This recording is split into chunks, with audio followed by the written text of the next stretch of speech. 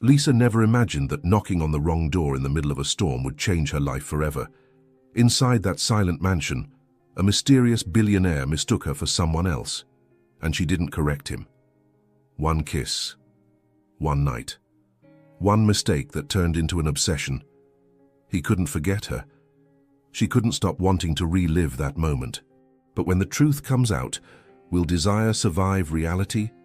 If this story has already touched something inside you, subscribe to the channel, leave your like, and become a member to get early access to the next chapters. And please, comment down below where you're listening from. Knowing that you're here with us makes all the difference. Your support helps us keep bringing stories that truly move you.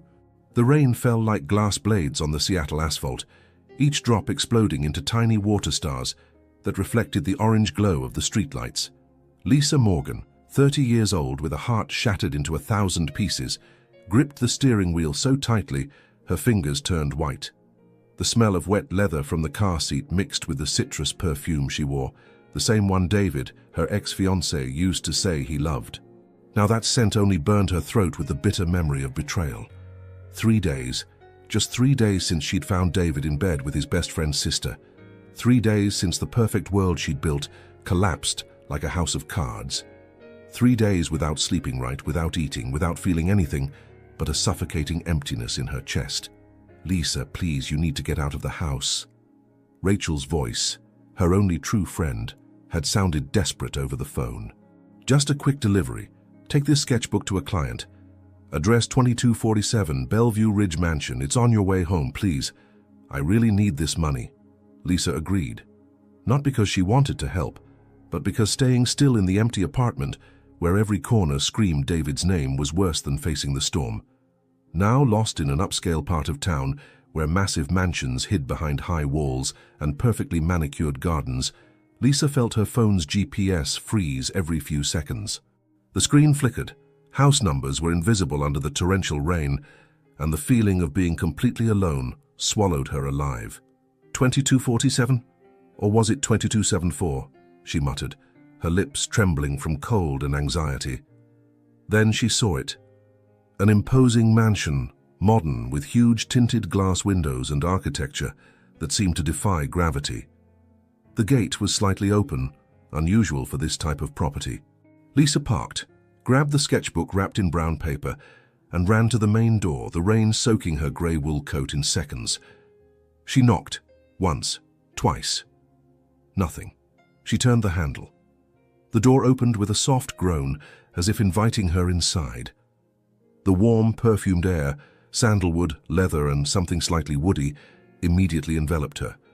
It was like stepping into another world, a world where pain didn't exist. "Hello?"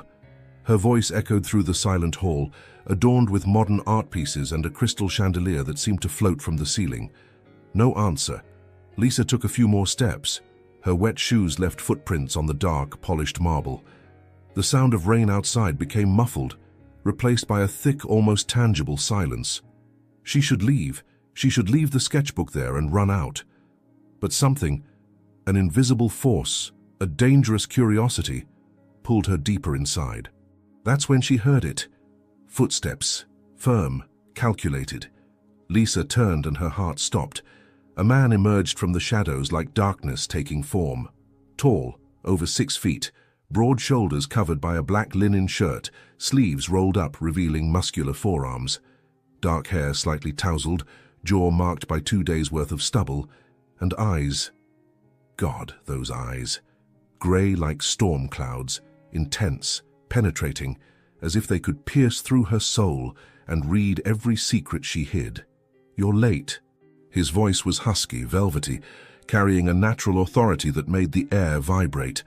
Lisa opened her mouth to respond, but no words came out. He looked at her as if devouring her with his eyes, as if he already knew her, as if he'd been waiting for her. "Jade, right?" He took a step forward. His scent, musk, cedar, and something wild, invaded Lisa's senses. "The agency said you were different. They weren't lying." Jade? Agency? Confusion exploded in Lisa's mind, but before she could process anything, he continued. "Take off your coat. You're soaking wet." It wasn't a request. It was a command, gentle but firm. Lisa hesitated. She should explain. She should say there was a mistake, that she wasn't Jade, that she was just delivering a sketchbook.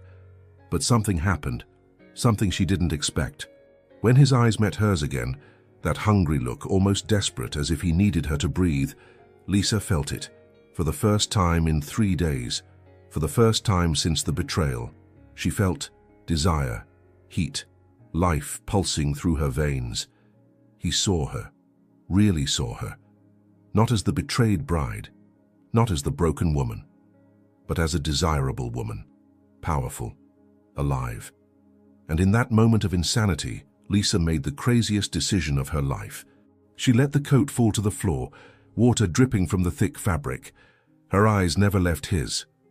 "Sorry I'm late," she murmured, her voice husky, almost unrecognizable. A dangerous smile, half amused, half predatory, curved his lips. "Come here." He extended his hand. Lisa looked at that hand.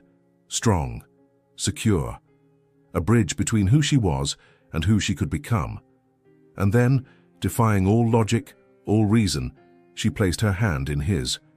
The electricity was instant, as if 1,000 sparks traveled across her skin.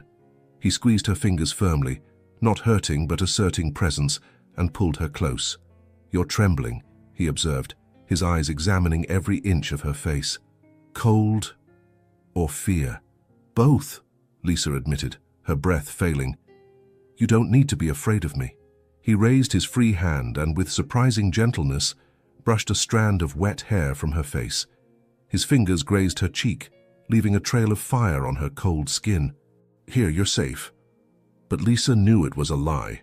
She wasn't safe. Not from this man, not from this desire consuming her, and definitely not from the truth she was hiding. He guided her down the hallway, his hand still holding hers, and Lisa realized she'd entered a dangerous game, a game where the rules were unknown and the price could be devastating. But for the first time in days, she didn't care. Because maybe, just maybe, this mistake was exactly what she needed to start feeling alive again. The silence inside the mansion was almost deafening. Each step Lisa took echoed through the dark, wood-paneled hallway, a rhythmic sound that mixed with the racing beats of her own heart. Luke's hand, she still didn't know his name, but the strength of those fingers intertwined with hers had already etched his presence into her memory, was warm, firm, an anchor amid the chaos of emotions consuming her. They stopped in a spacious room. Enormous windows revealed the storm outside, lightning tearing through the black sky like veins of liquid silver. The flickering light illuminated minimalist furniture, a black leather sofa, a white marble coffee table, bookshelves filled with books that seemed never to have been touched. But what really dominated the space was the lit fireplace, whose flames danced and crackled, casting golden shadows across the walls. The smell of wood smoke mixed with his scent, intense, masculine, addictive. Lisa felt the heat from the fireplace caress her wet skin, but it was the heat of his gaze that truly burned her. Luke released her and walked to a bar built into the wall. His broad back moved with feline grace as he grabbed a bottle of whiskey and 2 crystal glasses.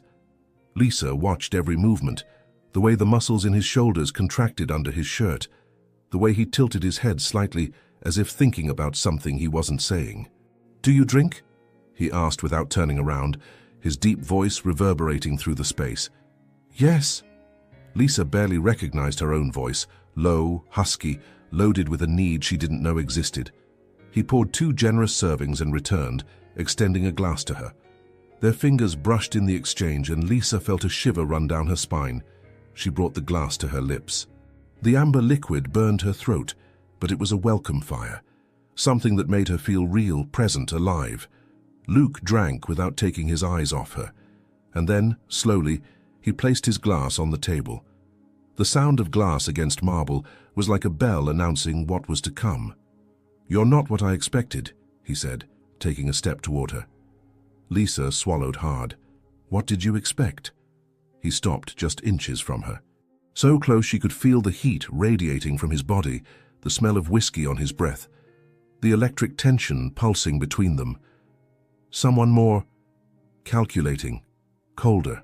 His grey eyes examined her as if he could decipher her deepest secrets. But you have fire, pain, something still burning inside. His words were like arrows hitting their mark.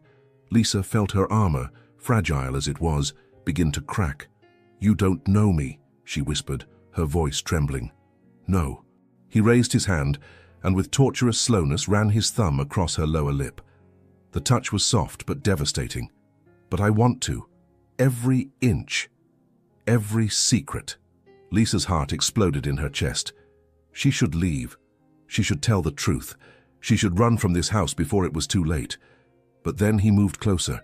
So close their breaths mingled, so close she could see the tiny, almost invisible scars on his jaw, the hungry gleam in his stormy eyes. "You're late," he repeated, his voice now a low growl, almost animalistic. "And I don't like to wait." Before Lisa could respond, before she could think, he kissed her, and the world exploded. It wasn't a gentle kiss. It wasn't tender. It was pure hunger, raw need. His lips captured hers with an intensity that completely undid her. Lisa gasped, and he took advantage, deepening the kiss, his tongue sliding against hers in a wild and desperate dance. His hands found her waist, pulling her forcefully against his body. Lisa felt every hard muscle pressed against her, his chest rising and falling in heavy breaths. She gripped his shoulders, her nails digging into the fabric of his shirt, as if she would fall if she let go. He gently pushed her against the wall beside the fireplace. The cold surface contrasted with the blazing heat consuming her body. Luke pressed his body against hers, one hand moving up to tangle in Lisa's damp hair, pulling her head back and exposing her neck. He left a trail of kisses along her jaw, down the delicate curve of her neck, gently nibbling the sensitive skin just below her ear. Lisa moaned, a low, involuntary sound that seemed to come from a deep and forgotten place inside her. "That's it," he murmured against her skin, his voice rough with desire. "That sound. I want to hear it again." And then he kissed her again, this time slower but no less intense. His lips moved against hers with calculated precision, exploring, tasting, dominating.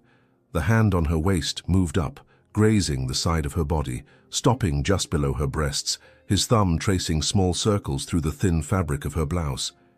Lisa felt the heat explode in her belly, a desire so overwhelming it was almost painful. She arched her body, seeking more contact, more pressure, more of him. "Easy," he whispered, but there was a tremor in his voice, as if he too was on the edge of control. "Don't rush. We have all night. All night." The words echoed in Lisa's mind like an alarm bell. This was insane, pure insanity. But when he kissed her again, when his large, strong hands held her as if she were the most precious thing in the world, all reason dissolved. He lifted her easily, his hands under her thighs, and Lisa instinctively wrapped her legs around his waist. She felt his hardness pressed against her, the promise of something more, something that made her tremble with anticipation. Luke carried her to the sofa, laying her down carefully, but never breaking the kiss. He positioned himself over her, the weight of his body anchoring her, making her feel both protected and desired. "You're beautiful," he said, pulling back just enough to look into her eyes. Wounded, but beautiful. Tears burned in Lisa's eyes, not from sadness, but from relief, from finally being seen. He kissed each eyelid, each cheek, the tip of her nose before returning to her lips. This time the kiss was different, slower, deeper, as if he was memorizing every detail, every texture, every sigh. And Lisa surrendered. Completely. She forgot David, forgot the pain, forgot even her own name. There was only this moment, this kiss, this man who made her feel alive for the first time in days. When they finally pulled apart, breathless, forehead against forehead, eyes locked on each other, Lisa knew nothing would ever be the same again. "Come with me," he whispered, his voice loaded with promise and danger. And Lisa, against all common sense, against all logic, nodded. Because in that moment she didn't want to be the sensible woman. She wanted to be the woman who burned, the woman who defied, the woman who lived. And he This mysterious stranger who kissed her as if she were the air he breathed was exactly the fire she needed. Luke held Lisa's hand and guided her down the wide hallway, his firm steps echoing against the hardwood floor. The soft light from modern fixtures created elongated shadows on the white walls, decorated with black and white photographs, deserted landscapes, stormy oceans, anonymous faces, frozen in moments of solitude. Lisa noticed. This house was beautiful, but empty, as if it were just an elegant shell protecting something fragile inside. They climbed a spiral staircase, the steps covered by a dark grey carpet that muffled any sound. With each step, Lisa's heart beat faster. Not from fear, though there was fear, yes, but from an electric anticipation that ran through every nerve in her body. She didn't know this man's name, she knew nothing about him, and yet she was climbing the stairs of his house, about to cross a line that couldn't be uncrossed. He stopped in front of a double door of dark oak, his hand still holding hers. He turned, his grey eyes studying her with an intensity that made her tremble. "Before we go in," he said, his voice low, controlled, but loaded with something dangerous. "I need you to understand something." Lisa swallowed hard. "What?" "In here, I'm in charge." There was no arrogance in his words, just certainty. "You do what I say, and you trust me. That's the only rule." The silence between them was thick, heavy as the storm still raging outside. Lisa should say no, should run away, but something in those eyes, a vulnerability hidden beneath the surface of control, held her. "What if I don't trust you?" she challenged, her voice firmer than expected. A slow, almost sad smile curved his lips. "Then don't come in." He released her hand, took a step back, giving her choice, giving her power. And it was exactly because of this that Lisa stepped forward. "I trust you," she whispered. The change in his eyes was instant. The stormy grey darkened, transforming into something almost black. He opened the door. The bedroom was a sanctuary. Walls in charcoal grey tones, a king-size bed with impeccable black sheets, floor-to-ceiling windows revealing the illuminated city in the distance, tiny points of light defying the darkness of night. A dark leather armchair rested in one corner, beside a bookshelf filled with books. Candles, dozens of them, were strategically positioned, unlit, waiting. Luke closed the door behind them with a soft click that sounded final, definitive.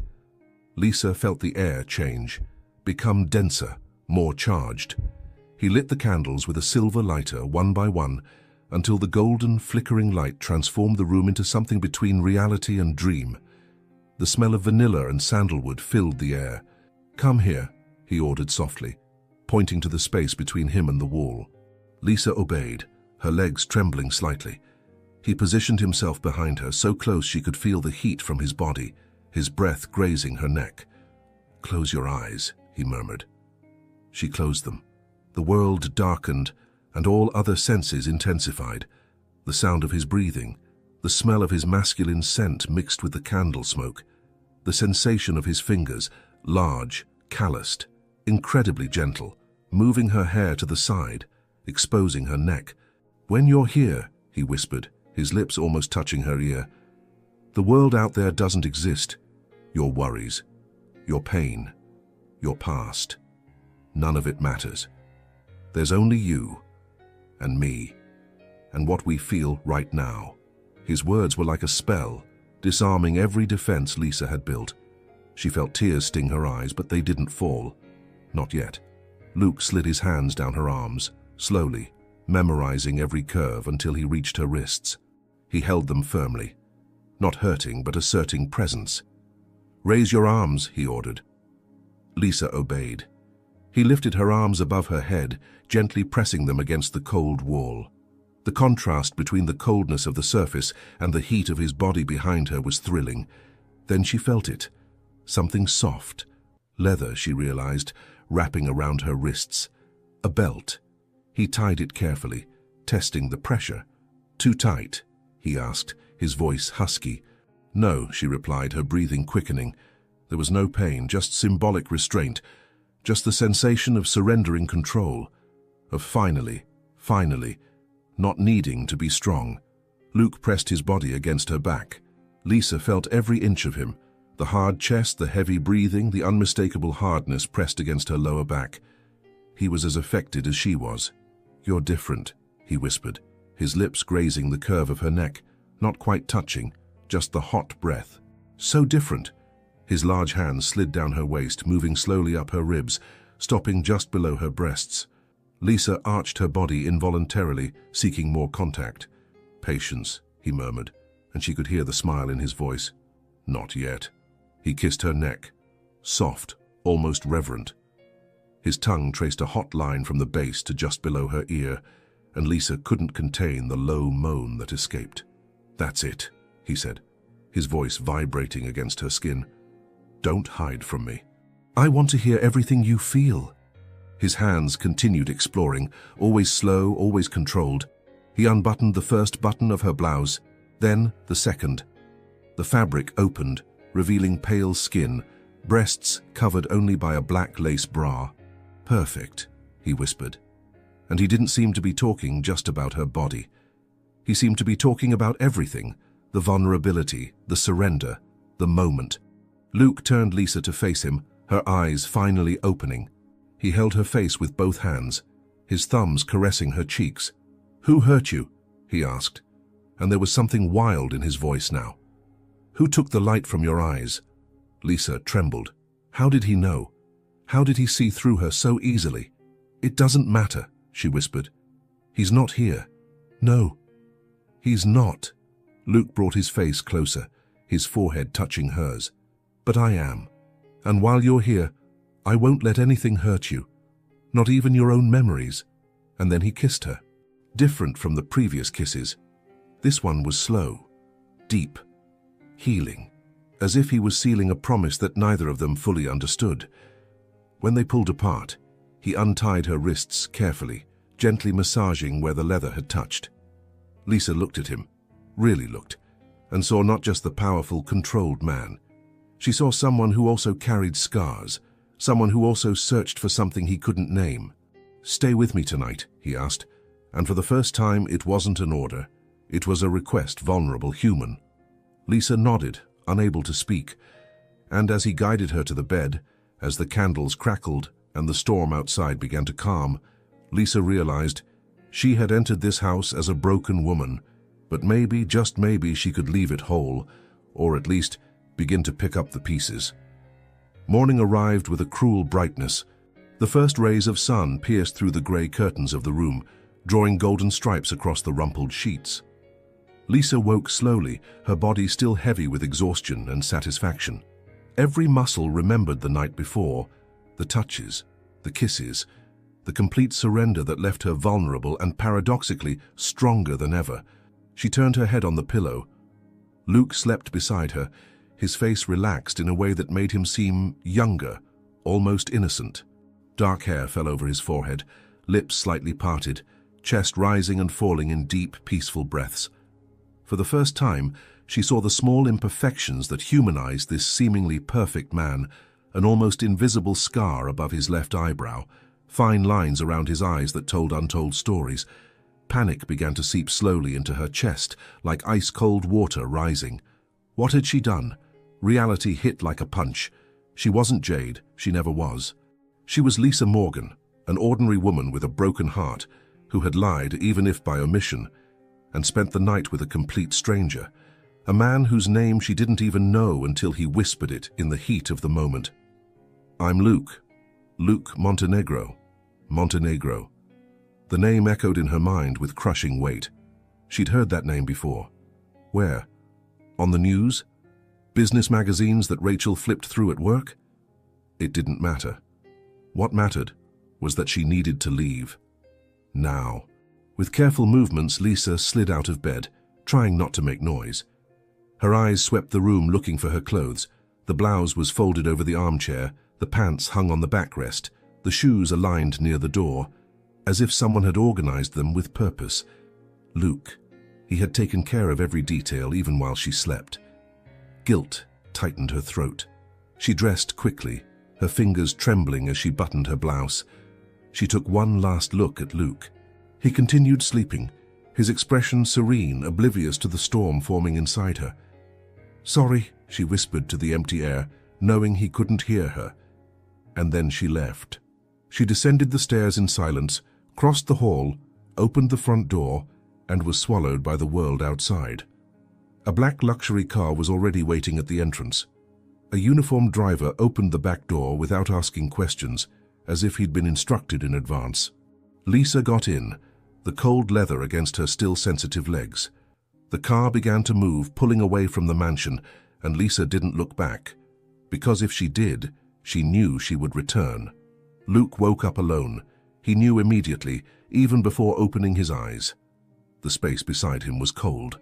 There was no soft sound of feminine breathing, no citrus perfume that had intertwined with the sheets during the night. He opened his eyes slowly, reality settling like lead in his stomach. She was gone. Luke sat up in bed, running his hands through his messy hair. He looked at the place where she had slept. The pillow still held the shape of her head.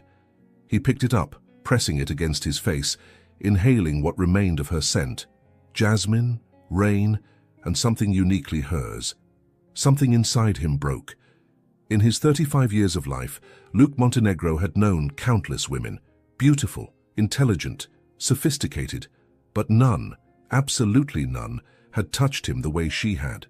Not just physically, though God knew her body was pure art, but emotionally. She had seen him, really seen him, behind the walls he'd built, behind the mask of the impenetrable billionaire. He got up, put on a black robe, and went down to his office. He picked up the phone and dialed the number of the agency he'd hired. Elite Companions Agency. "Good morning. How can I help you?" The professional female voice answered after 2 rings. "This is Luke Montenegro. I'd like to schedule again with Jade, the same one from last night." There was a pause that was too long. "Mr. Montenegro." The voice hesitated. "There was a misunderstanding. The companion Jade didn't show up for yesterday's appointment. She had car trouble and missed the time. We sincerely apologize for the inconvenience. Naturally, we won't charge for the service and—" "Wait!" Luke's voice came out louder than he intended. He forced himself to breathe. "What did you say?" "Jade didn't show up, sir. We tried to contact you, but—" Luke hung up. The phone fell from his hand, hitting the wooden floor with a dull thud. She wasn't Jade. The woman who was in his house, the one who kissed him with an intensity that made him lose control, who surrendered with a vulnerability that cracked his chest open, who moaned his name like a prayer, wasn't who he thought she was. Who the hell was she? He murmured to the emptiness of the office. His mind returned relentlessly to every detail of the night before. The way she trembled when he first touched her. Her eyes, deep brown, full of pain and desire mixed together, fixed on his, as if he were the only real thing in the world. The sound of the low moan she tried to contain when he kissed that sensitive spot just below her ear. The taste of her skin, slightly salty, addictive. The scent of her wet hair when he buried his face in it. Everything. Every damn detail was etched in his brain like fire. Luke clenched his fists, nails digging into his palms. His entire body vibrated with the memory, the need, the desire that wasn't satisfied even after hours of mutual surrender. "Never," he whispered, his voice hoarse. "No woman has ever made me feel that." It was true, and it terrified him. He'd been with beautiful women, experienced women. Women who knew exactly how to tease, how to satisfy. But with her, with this mysterious stranger who entered his house like a storm and left like a ghost, it was different. It was visceral. It was as if something inside him, something that had been asleep, buried under years of control and detachment, had violently awakened. She didn't just touch him, she consumed him. Even in surrendering, even allowing him to take control, she was the one with the real power. Because she made him feel fear of losing her, feel the desire to protect her, feel the need to know every secret she hid. Luke walked to the window, looking at the city beginning to wake below, executives rushing to meetings, cars filling the streets, life happening as it always did. But for him, nothing would be the same. "I will find you," he vowed quietly, his jaw tense. "I don't know who you are. I don't know why you came into my life this way, but I swear, I will find you. Because that night hadn't been just sex. It hadn't been just a fleeting physical connection. It had been the first time in years that Luke Montenegro felt alive, and he wasn't willing to let that slip away, not without a fight. 3 weeks, 21 endless days since that night. Luke Montenegro had become an obsessed man. Every woman who passed him on the street, brown hair, average height, citrus perfume, made his heart race for a fraction of a second, only to crash in disappointment when he realized it wasn't her. He hired private investigators, but without a name, without a clear photo, without anything but fragmented memories and the scent of jasmine that refused to leave his sheets, the searches led nowhere.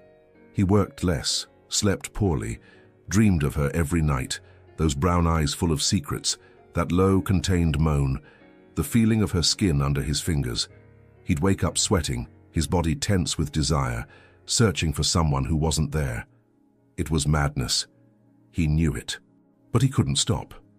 Until fate, or the universe, or whatever controlled these things, decided to give him a second chance. The annual Montenegro Foundation charity event was tedious as always. Businessmen in dark suits exchanging cards, women in designer dresses feigning interest in conversations about investments and philanthropy. Luke circulated through the luxurious hotel ballroom, shaking hands, smiling politely, while his mind was miles away, trapped in a night of storm and surrender. And then he saw her. The world stopped.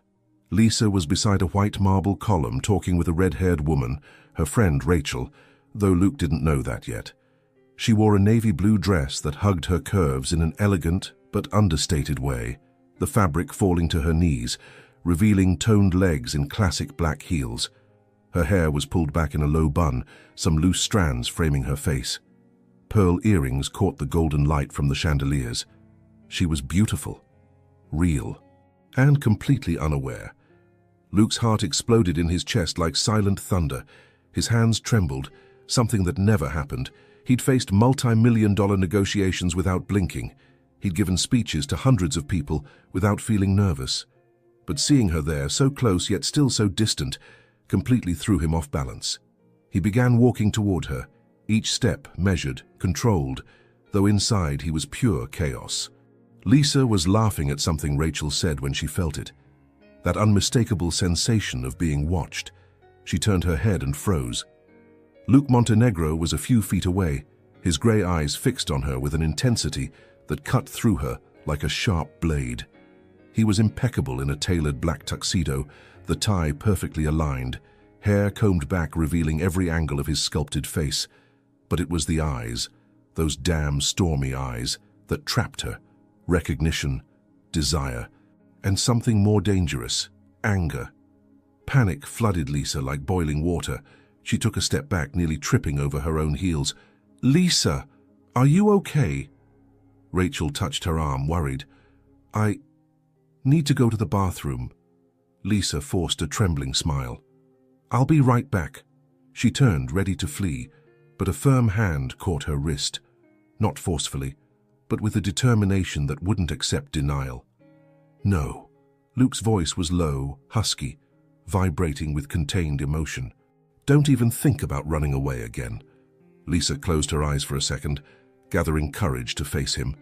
When she opened them, he was so close she could feel the heat radiating from him, the woody scent that haunted her dreams. "I need to talk to you." It wasn't a request. Rachel looked between the two, her eyes wide. "Lisa." "It's fine, Rach." Lisa lied, her voice failing. "I know him." "Know him" was the understatement of the century. Luke didn't wait for more excuses. He guided her through the crowd, his hand still holding her wrist, not hurting but making it clear she wouldn't escape. They crossed glass doors that led to a private terrace. The Seattle night was cold, the wind blowing gently, bringing the smell of imminent rain. He released her only when they were alone, away from curious eyes. Lisa hugged herself, trembling, not from the cold, but from his proximity, from the memory flooding every cell of her body. "You're not Jade." It wasn't a question. It was a calm accusation, but loaded. "No, I'm not." "I know." He took a step toward her, his jaw tense. "The agency told me. Jade never showed up that night." Lisa swallowed hard, unable to find words. "So who the hell are you?" His voice rose slightly, anger beginning to leak through the cracks in his control. "Why did you come into my house? Why did you lie? Why—" He ran his hand through his hair, disheveling it for the first time. "Why can't I stop thinking about you?" The last question came out almost as a desperate whisper, and that's what broke Lisa's armor. "I didn't mean to lie," she began, her voice trembling. "I was delivering something for a friend. The GPS failed. I knocked on the wrong door. And when you thought I was someone else, I should have explained. I know. But you looked at me in a way that no one ever looked at me before." "What way?" He moved closer, now so close she had to tilt her head back to face him. "Like I mattered." The words came out raw, honest, painful. "Like I was more than just broken pieces." Luke's face softened for a fraction of a second. He raised his hand, hesitant for the first time, and with surprising gentleness brushed away a strand of hair that had escaped from her bun. "You don't owe me an explanation about why you were broken," he said quietly, his fingers grazing her cheek. "But you owe me an explanation about why you disappeared." Tears burned in Lisa's eyes. "Because I was scared. Of me. Of myself." She bit her lower lip, fighting to keep the tears under control. "Of what I felt. Of what I did. You don't know me. I'm not that woman who spent the night at your house. I'm just Lisa. Lisa Morgan. An ordinary woman who had her heart shattered by her ex-fiancé 3 days before that night." The confession hung between them like smoke. Luke studied her for a long moment. Then slowly he placed his hands on both sides of her face, forcing her to look directly into his eyes. "Do you think I care who you were before that night?" His voice was firm, almost fierce. "Do you think I care if your heart was broken? If you were running from something? If you came into my house by mistake?" Lisa trembled between his hands. "The only thing that matters," he continued, his forehead now touching hers, "is that you made me feel something I've never felt before. And since that damn night, I can't breathe right, I can't sleep. I can't exist without looking for you in every face I see." "Luke." She whispered his name for the first time since that night, and the sound made something inside him break and rebuild at the same time. "Come with me," he asked, and there was a vulnerability in his voice she never imagined hearing. "Now, please." Lisa knew she should say no, knew she was on the edge of a dangerous precipice. But when she looked into his eyes, those stormy eyes that saw her like no one else did, she knew she had already fallen. "Yes," she whispered. And when he pulled her against him, when his lips found hers in a hungry, desperate kiss, the world around them disappeared. There was only them. Again, finally. Lisa's apartment was modest compared to Luke's mansion, a small but cozy space on the 3rd floor of an old building in downtown Seattle. White walls decorated with framed photographs, landscapes she herself had captured, frozen moments of simple beauty. A beige sofa covered with colorful throws, books stacked on every available surface, the smell of coffee and lavender in the air. It was the complete opposite of his world, and for some reason, it made Luke feel more at home than his own mansion ever had. Lisa locked the door behind them, her fingers trembling slightly as she turned the key. The reality of what was happening crashed over her like a weight. He was here, in her space, surrounded by her things, her memories, her real life, not the fantasy version she'd created that stormy night. "Do you want coffee? Water?" she offered, her voice hesitant, avoiding looking directly at him. "Lisa." The name came out soft but loaded with meaning. She finally turned, meeting those gray eyes that seemed to see through every layer of protection she tried to build. Luke stood in the middle of the small living room, hands in his tuxedo pockets, shoulders tense. He seemed too big for this space, like a caged lion, but there was something in his expression, a poorly disguised vulnerability, that made him human. "I don't want coffee," he said simply. "I want answers." Lisa hugged herself, a defensive gesture. "What do you want to know?" "Everything." He took a step toward her. "Start from the beginning. Why were you at my house that night?" And then, slowly, the words began to flow. Lisa told him about David, the fiancé she thought she knew, the man who promised to love her forever, only to destroy her with a betrayal that still burned like hot coals. She told him about the pain consuming her, the feeling of drowning in a sea of inadequacy and rejection. "I thought there was something wrong with me," she admitted, her voice breaking. "That I wasn't pretty enough, interesting enough, good enough." Luke clenched his fists, his jaw locking. The idea of someone making this extraordinary woman feel inadequate enraged him in a primal way. Lisa continued, telling him about Rachel's call, the delivery that should have been simple, the storm, the GPS failing, the open door. "And then you were there," she whispered, her eyes finally meeting his. "And you looked at me like I was the most desirable thing you'd ever seen. Not broken Lisa, not the rejected bride, just me." "Because you are," Luke interrupted, his voice hoarse. "You are the most desirable thing I've ever seen." Tears streamed down Lisa's cheeks. "That kiss was the first thing I really felt after the betrayal. It was insane. It was wrong. But I needed to feel alive. And you, God, you made me feel so alive." Luke closed the distance between them in 2 long strides. His large hands found her face, his thumbs wiping away the tears that kept falling. "You have no idea what you did to me, Lisa." His voice was low, intense, vibrating with emotion. "That night, when I woke up and you weren't there, it was like someone had ripped something vital from inside me." She sobbed, her hands gripping his wrists like an anchor. "I spent 3 weeks looking for you," he confessed, his forehead pressing against hers. 3 weeks wondering if I'd dreamed it all, if you were real. And then I saw you today, at that event, and it was like I could breathe again for the first time since you left." "Luke," his name from her lips sounded like a prayer. "I don't care that you came into my house by mistake," he continued, the words coming in an urgent flow. "I don't care that you lied, or that you were heartbroken, or that it started the wrong way. The only thing that matters is that you're here now. Real. In front of me." Lisa looked at him. Really looked.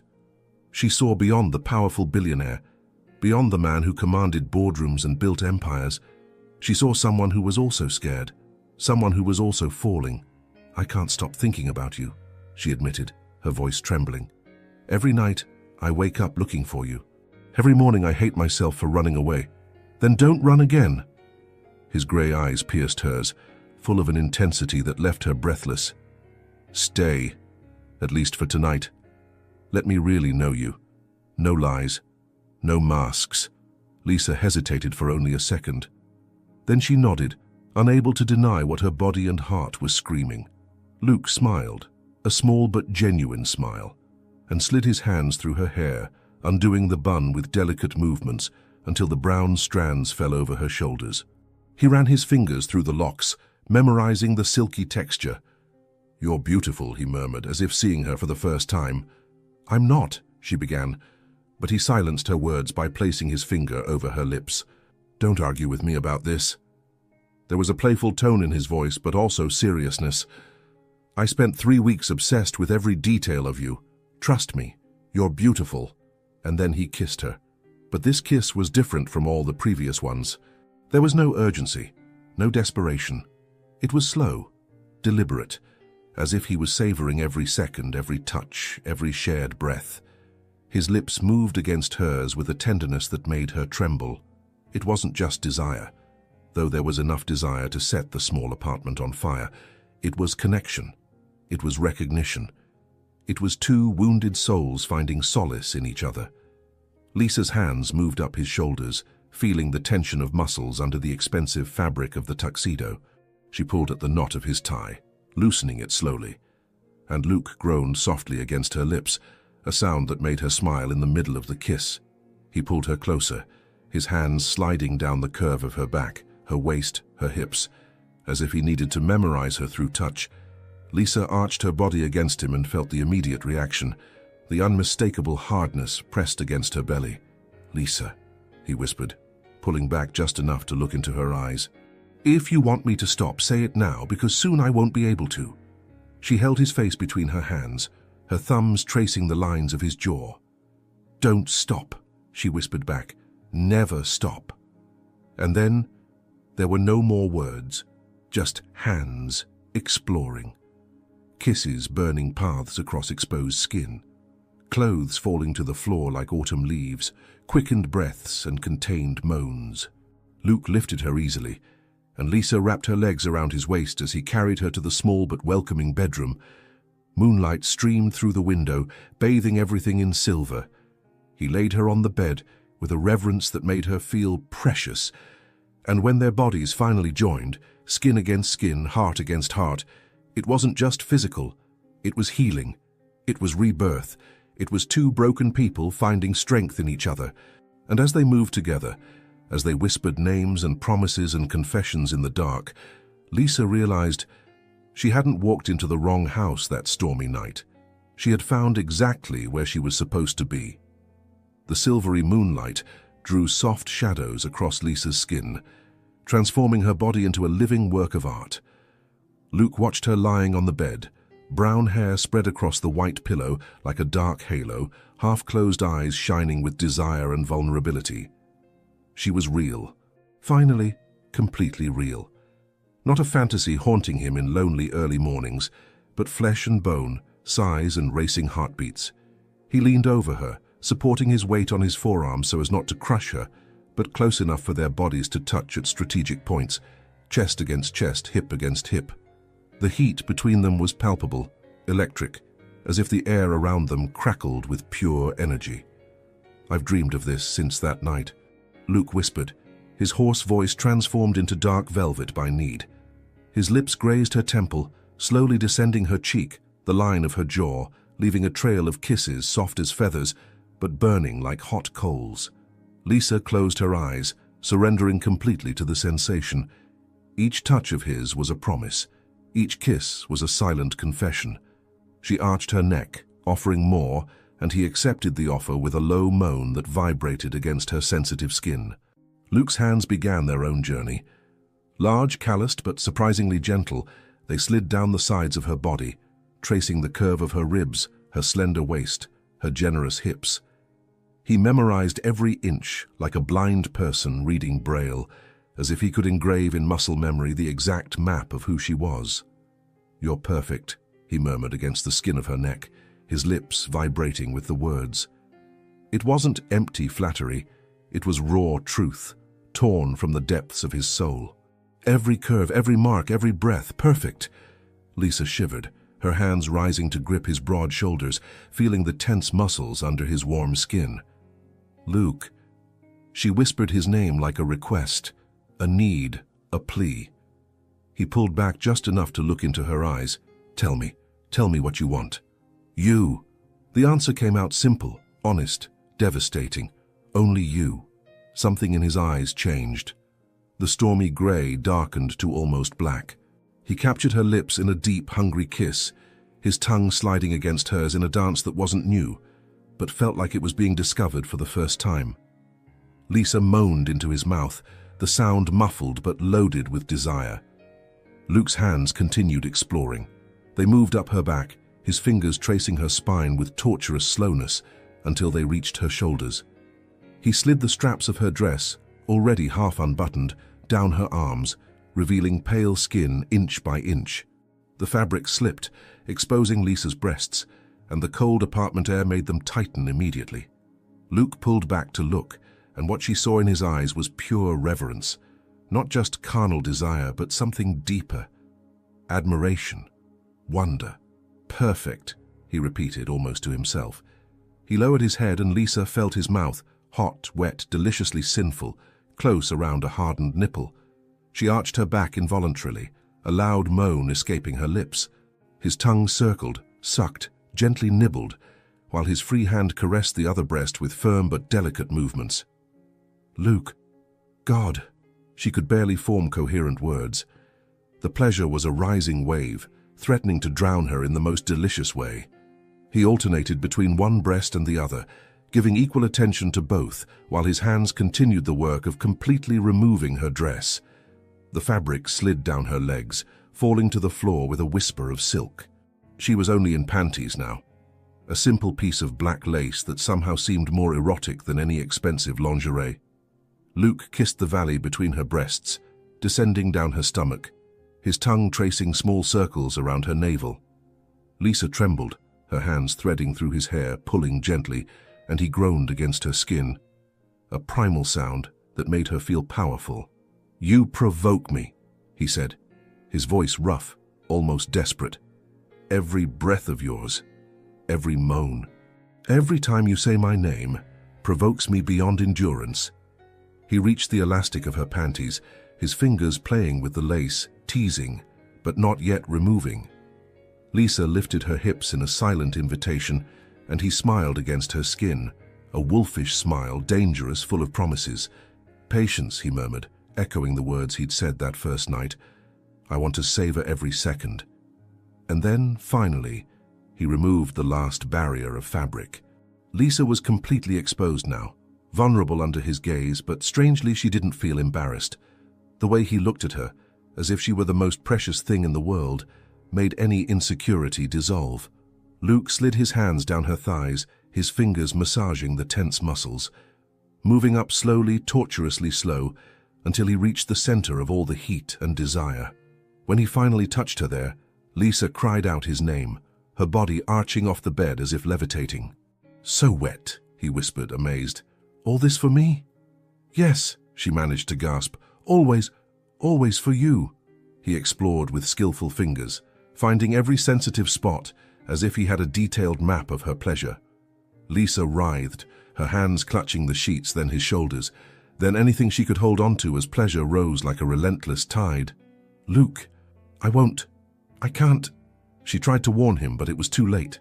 The orgasm hit her like lightning, coursing through every nerve, making her entire body tremble. She screamed, a primal, uninhibited sound, as waves of pleasure consumed her. He held her through it all, whispering soft words in her ear, gentle kisses on her forehead, until she finally descended from the crest.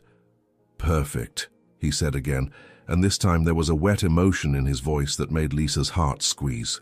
She pulled his face close, kissing him with a depth that went beyond the physical. "I need you," she whispered against his lips. "Now, please." Luke pulled back only long enough to remove his own clothes, the shirt falling to the floor, the pants following soon after. And then he was over her again, naked, gloriously masculine, every defined muscle tensed with contained need. He positioned himself between her legs, his eyes fixed on hers. "If you want me to stop, say it now." Lisa held his face between her hands, her eyes shining with unshed tears and undeclared love. "Don't stop, never stop." And then he entered, slow, deliciously slow, filling every empty space inside her until there was no separation between where she ended and he began. Lisa gasped, her nails digging into his back, and Luke groaned, a guttural, broken, perfect sound.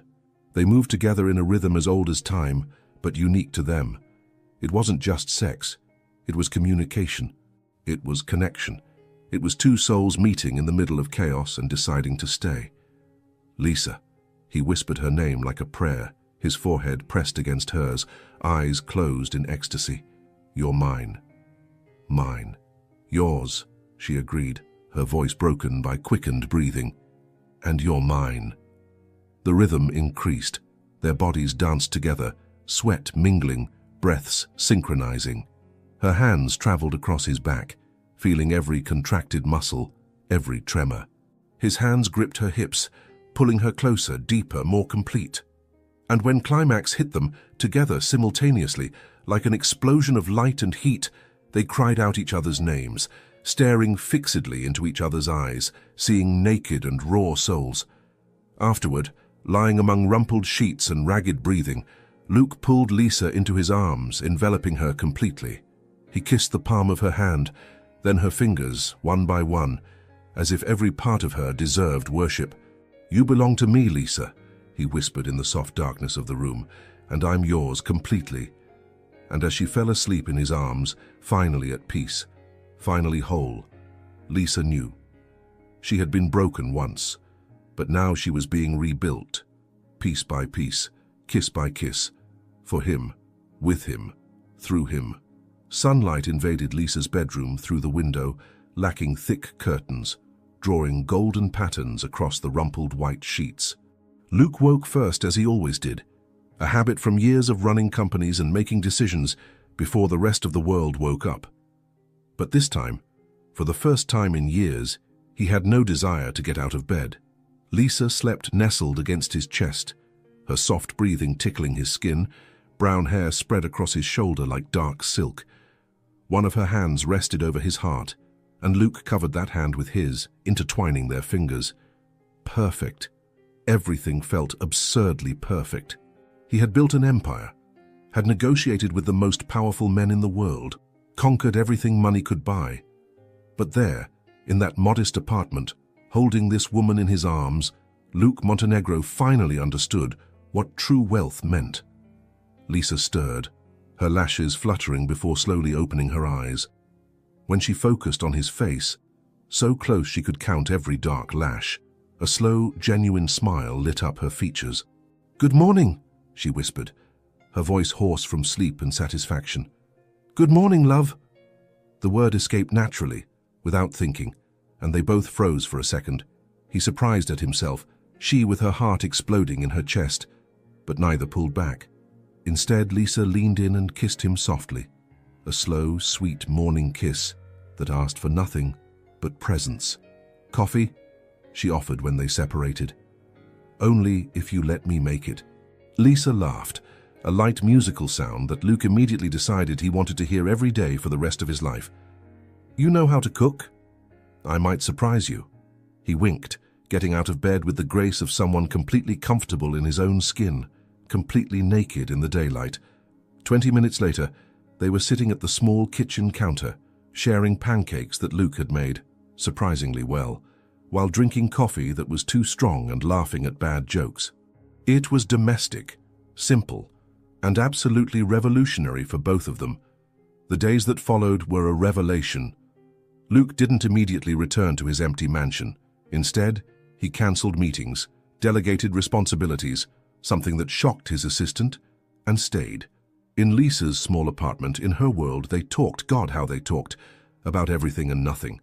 Luke told her about his lonely childhood, as an only child of parents more interested in building fortunes than families, about how he learned early on that control was the only way to avoid pain, about the walls he built so high that even he couldn't scale them. "Until you," he confessed one night, lying on the beige sofa while rain drummed softly on the window. "You just broke through, as if those walls had never existed." Lisa traced invisible patterns on his chest with her finger. "Maybe because I had walls too, and I recognized yours." She told him about her dreams of being a professional photographer, dreams that David had ridiculed as cute hobbies, about how she lost parts of herself trying to fit into the version he wanted, about the pain of betrayal that still burned but was beginning to heal.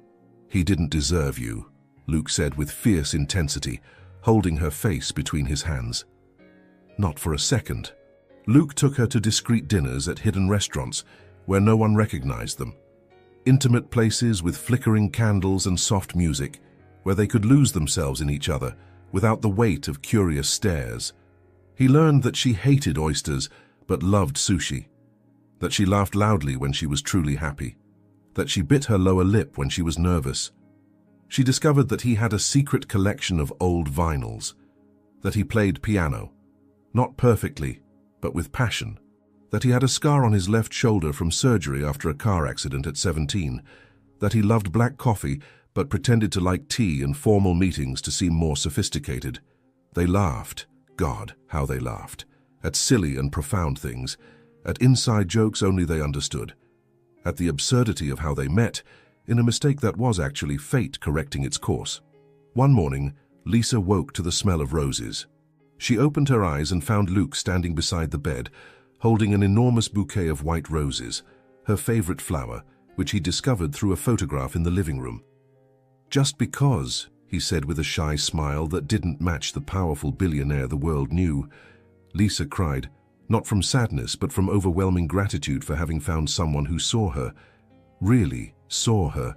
He showed up at her work, a small art gallery where she worked as an assistant, with coffee exactly the way she liked it. He waited at the end of her shift, leaning against his luxury car, completely out of place in the simple neighborhood, but not caring one bit. "I thought we could have dinner," he'd say, and she always said yes. Lisa knew him in his vulnerable moments too, nights when he woke up sweating, trapped in nightmares about failure and loneliness. She held him, whispering soft words until his breathing calmed, and he returned the favor when she woke up crying, still haunted by David's betrayal, reminding her that she wasn't defined by the pain others caused. "You're defined by how you stand up," he'd say, kissing her forehead. "And love, you're standing stronger than ever." They made love. A lot. Sometimes urgent and desperate, as if trying to fuse into a single person. Other times, slow and sweet, exploring every inch with reverence. And always, it ended with them intertwined, whispering confessions in the dark. Luke began opening his world to her. Not the world of business and power, but his real world. He took her to the mansion, through the front door this time, and showed her his music studio, the place he went when the weight of the world got too heavy. "No one's ever seen this," he admitted, his fingers nervously touching the piano keys. "Only you." Lisa held his hand. "Thank you for trusting me." He played for her, a melody he composed years ago when he still believed that songs could cure loneliness. And as the notes filled the air, Lisa realized she was falling in love. Not for the first time. That had happened the night of the storm, though she couldn't name it then. But in a deeper way, more complete. And looking at his profile illuminated by the soft light of the chandelier, eyes closed as he played, she knew he was too. "I love you," she said when the music ended, the silence still vibrating in the air. Luke opened his eyes slowly, turning to face her. For a moment he said nothing, and fear began to creep into her chest. But then he smiled, a huge, genuine smile that completely transformed his face. "I love you too," he replied, his voice full of wonder, as if he was saying it for the first time in his life. And maybe he was. "So much it scares me." They kissed there, surrounded by instruments and old sheet music, sealing promises that didn't even need to be spoken aloud.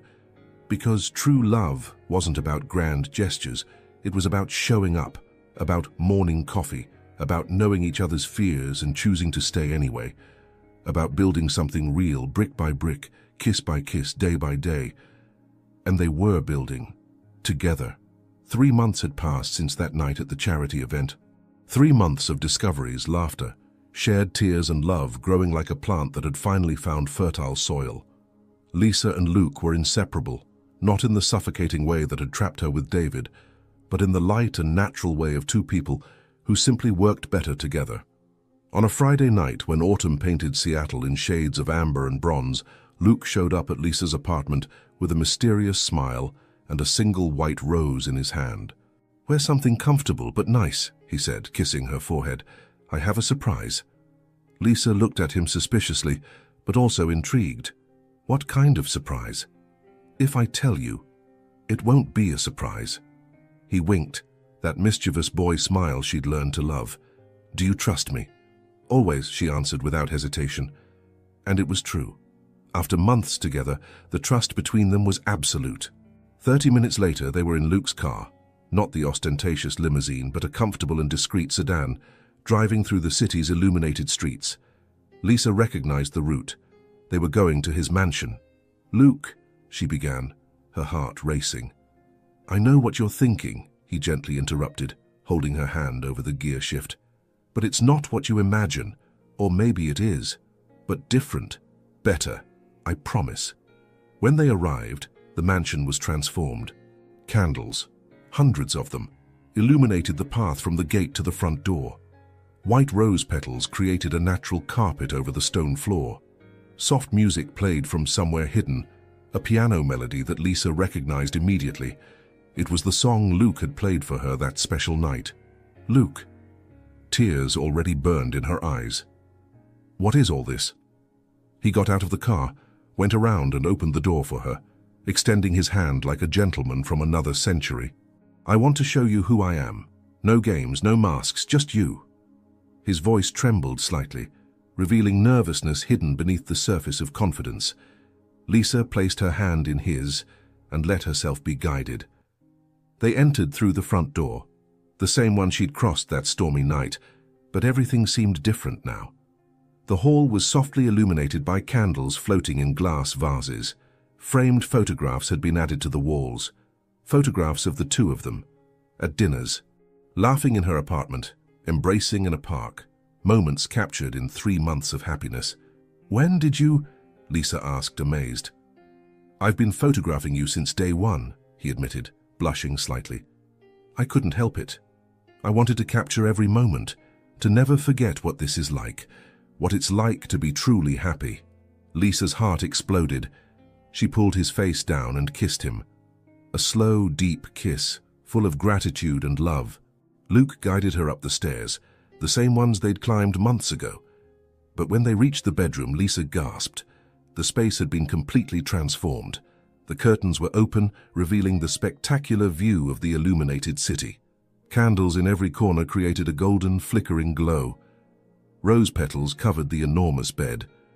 And on the nightstand, a framed photograph of her, sleeping in that same room that first morning, sunlight creating a halo in her hair. "I took that photo before you woke up that morning," Luke confessed, his voice hoarse with emotion. "I thought I'd never see you again, so I kept it, as a memory of the only moment I felt complete." Lisa couldn't contain her tears. They flowed freely as she turned to face him. "You make me feel so loved."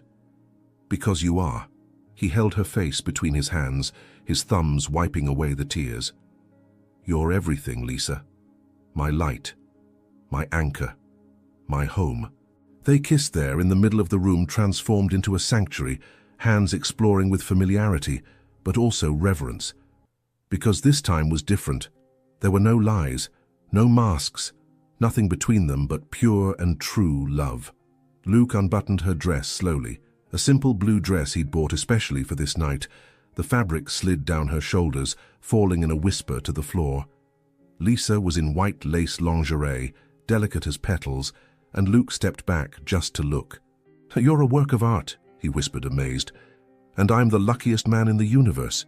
She smiled through tears, helping him remove his own clothes, the shirt, the pants, until he was as vulnerable as she was.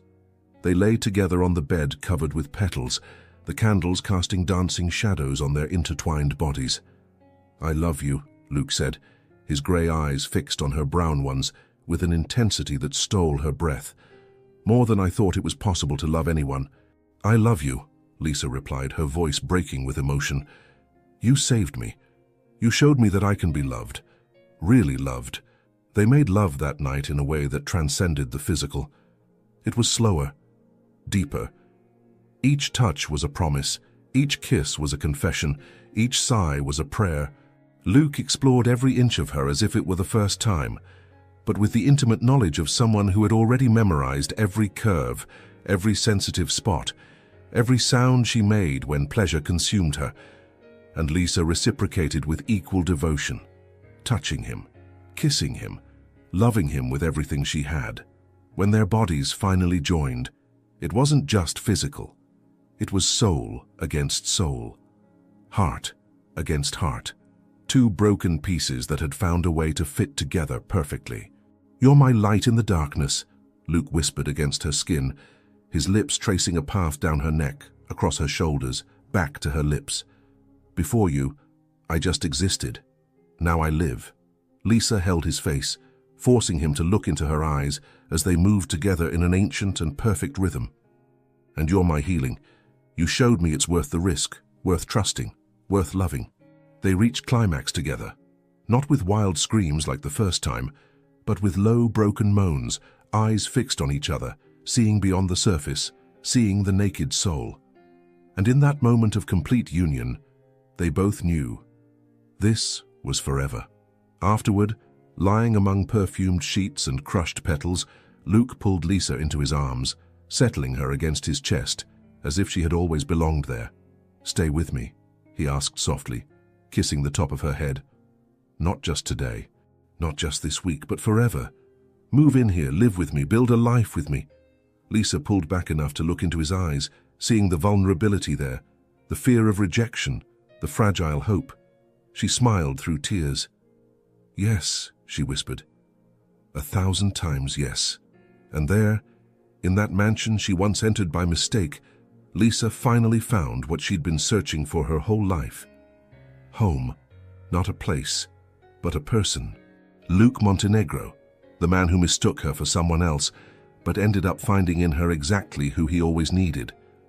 Their love was born from a mistake, but it was the most right mistake either of them had ever made. 6 months had passed since Lisa accepted Luke's proposal.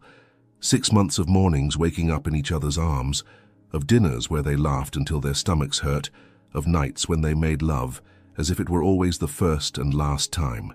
The mansion, which before seemed cold and empty, was now alive, filled with Lisa's photographs on the walls, her plants in the windows, her books scattered throughout the library, her laughter echoing through the hallways.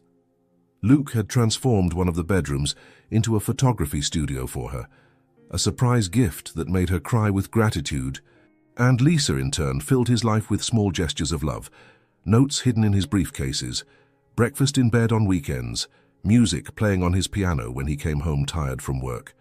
They were happy, deeply, completely, almost frighteningly happy.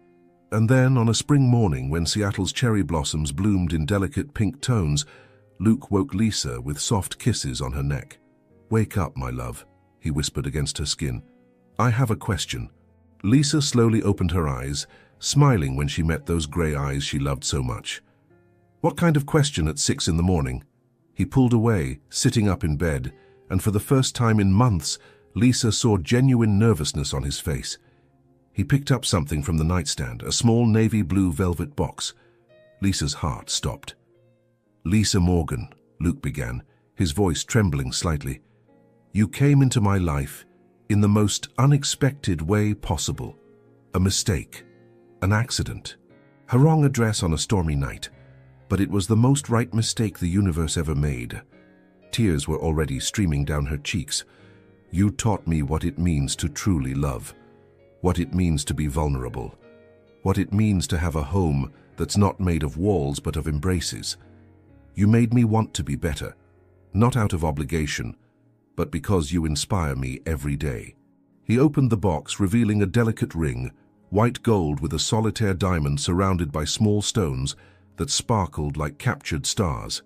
"Marry me, Lisa. Let me spend the rest of my life loving you, honoring you, making you feel as loved as you make me feel. Say yes, please." Lisa couldn't even speak. She just nodded frantically, laughing and crying at the same time, while Luke slid the ring onto her finger with hands trembling with emotion. "Yes," she finally managed to say, pulling him into a kiss wet with tears and salty with happiness. "Yes, always yes." They got married 3 months later, in an intimate ceremony at sunset in the mansion's garden, the same garden where Lisa had parked that stormy night almost a year ago. Only 20 people were present, close friends, Rachel as maid of honor, Luke's assistant as best man. Lisa wore a simple white lace dress, her hair loose in natural waves, a crown of white flowers. Luke was impeccable in a dark grey tuxedo, but what really made him stand out was his smile. Huge, genuine, radiant. When the officiant asked them to exchange vows, Luke held Lisa's hands, his eyes shining with unshed tears.